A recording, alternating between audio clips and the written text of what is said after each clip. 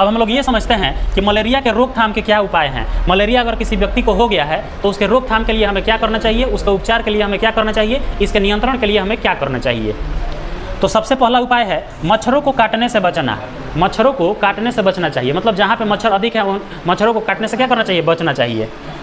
मच्छर निरोधक का उपयोग करना, लंबी बाजू के कपड़े पहनना, मच्छरदानी का उपयोग करना। अब मच्छरों को काटने से क्या कैसे बचा जा सकता है, तो इसका कुछ उपाय दिया गया है। पहला उपाय है मच्छर निरोधक का उपयोग करना। एक तरह का लिक्विड आता है तेल जैसा या क्रीम जैसा, जिसको बॉडी पर लगा लेने से मच्छर अगर काट भी लेता है तो कोई इफेक्ट नहीं पड़ेगा।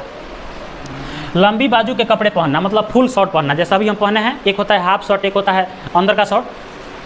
तो पूरा फुल बाजू का, मतलब कि पूरा फुल बाह का, जैसा अभी हम जो शॉर्ट पहने हैं ये पूरा फुल बाजू का शॉर्ट है। तो इस तरह का फुल बाजू वाला शॉर्ट पहनेंगे तो मच्छर क्या होगा, नहीं काटेगा। मच्छरदानी का उपयोग करना, जब भी सोएं तो किसका प्रयोग करें, मच्छरदानी का प्रयोग करें, जिससे मच्छर नहीं काटेगा और आराम से आप सो भी पाएंगे।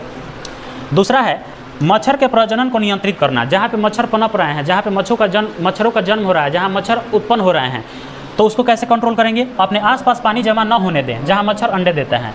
अगर आपके आसपास मच्छर पनप रहे हैं तो उसका मेन कारण है कि आपके अगल बगल में पानी का जमाव हो रहा है। जहाँ जल जमाव होगा, जहाँ नाले का पानी होगा या वर्षा का पानी जहाँ रुक जाता हो, वहाँ मच्छर अपने अंडे देते हैं और वहाँ पे बहुत अधिक मात्रा में मच्छरों का जन्म होता है। तो आपको क्या करना है कि अपने अगल बगल जहाँ भी आप रहते हैं वहाँ पे मच्छरों के सुरक्षा के लिए, वहाँ पे आप अपनी सुरक्षा के लिए मच्छरों को पनपने न दें। मतलब जल जमाव जब नहीं होगा, पानी जब नहीं लगेगा, नाले का पानी जब नहीं रुकेगा, तो मच्छर का पैदावार कम हो जाए, तो मच्छर उत्पन्न कम होंगे, जिसके चलते मच्छरों से आप आसानी से बच सकते हैं। जोखिम वाले क्षेत्रों में यात्रा करने पर दवाएं लेना, डॉक्टर की सलाह पर। अगर आप जोखिम वाले इलाके में जा रहे हैं, जैसे जहाँ पे जंगल झाड़ी ज़्यादा है, जहाँ पे मच्छर ज़्यादा उत्पन्न होते हैं, तो आपको उसका पहले ही इलाज करके तब जाना पड़ेगा, आपको दवा लेकर तब जानी चाहिए। मलेरिया एक गंभीर बीमारी है, खासकर बच्चों और मलेरिया एक गंभीर बीमारी है, खासकर बच्चों और गर्भवती महिलाओं के लिए समय समय पर निदान और उपचार बहुत महत्वपूर्ण है।